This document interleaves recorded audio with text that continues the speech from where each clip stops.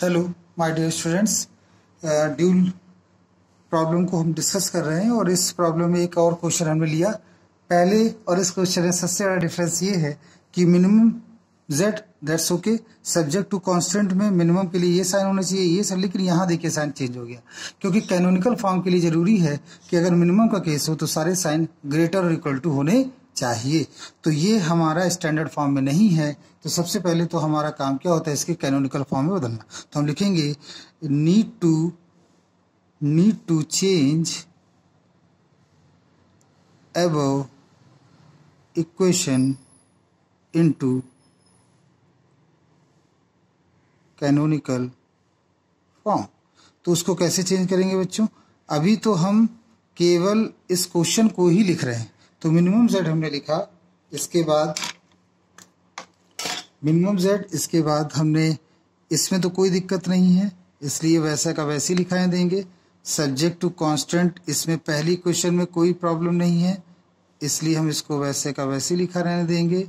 Good. Second question में, second equation में भी कोई प्रॉब्लम नहीं है, इसे भी वैसे लिखा देंगे। लेकिन थर्ड इक्वेशन में देखिए तो लॉ ऑफ इनइक्वलिटी यहाँ पर फॉलो की जाएगी। लॉ ऑफ इनइक्वलिटी ये कहती है कि अगर आप बोथ साइड माइनस से मल्टीप्लाई कर दें तो ये साइन रिवर्स हो जाता है, पलट जाता है।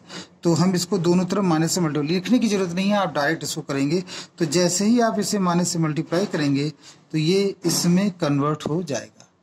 तो ये लिखने, इसको ऐसे समझिए जैसे ये है 5 इज ग्रेटर देन 2, सभी जानते हैं। हम दोनों तरफ माइनस से मल्टीप्लाई करें तो देखिए क्या हो गया, ये साइन पलटेगा कि नहीं। देखिए अब कौन बड़ा हो गया, -2। तो वही रूल यहाँ पर अप्लाई किया गया। तो मैंने देखिए नंबरों के रूप में भी आपको समझा दिया कि किसी तरह का कोई कंफ्यूजन नहीं होना चाहिए। और यहाँ वही रहेगा x1 और x2 ग्रेटर और इक्वल टू 0। तो ये आपका आ गया कैनोनिकल फॉर्म। अब जब ये कैनोनिकल फॉर्म आ गया तो अब इसकी मदद से हम सॉल्व कर पाएंगे ड्यूल फॉर्म। तो ड्यूल फॉर्म निकालने के लिए बहुत आसान तरीका है। कितने यहाँ पर इक्वेशंस हैं? यहाँ पर बच्चों इक्वेशंस हैं 3। तो नंबर ऑफ कांस्टेंट है 3, तो नंबर ऑफ वेरिएबल्स कितने हो जाएंगे? 3। तो हम लिखेंगे let y1, y2 and y3 are dual variables. ठीक है। सो अब देखिए, अब सबसे पहले मिनिमम है तो उसको हम क्या लिख देंगे, मैक्सिमम z डैश, फिर इक्वल का साइन आएगा। जो ये इक्वल में होते हैं वो उनके कोफिशिएंट में चले, तो 18y1 8y2 और -6y3। पहला स्टेप क्लियर।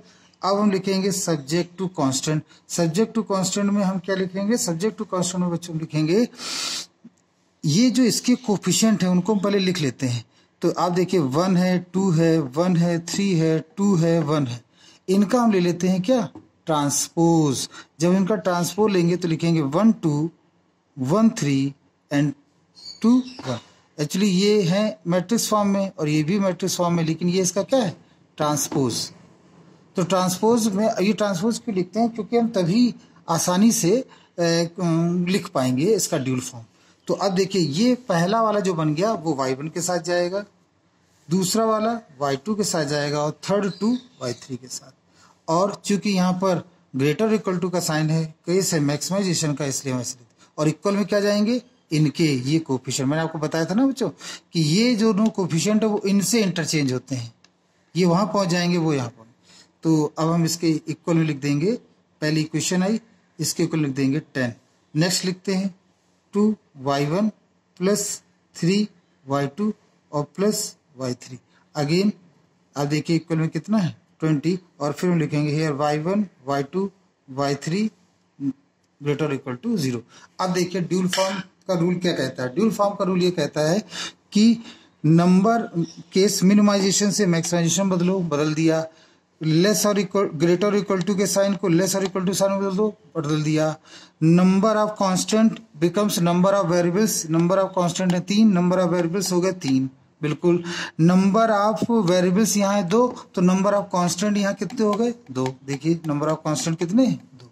तो इसका मतलब हमारा ड्यूल फॉर्म बिल्कुल एक्यूरेट है। आई होप ये आपको समझ में आया होगा, इस क्वेश्चन को आपने अच्छी तरह समझ लिया होगा। नेक्स्ट वीडियो में हम अपने दूसरे क्वेश्चंस को डिस्कस करेंगे। I hope you like it. Thank you very much.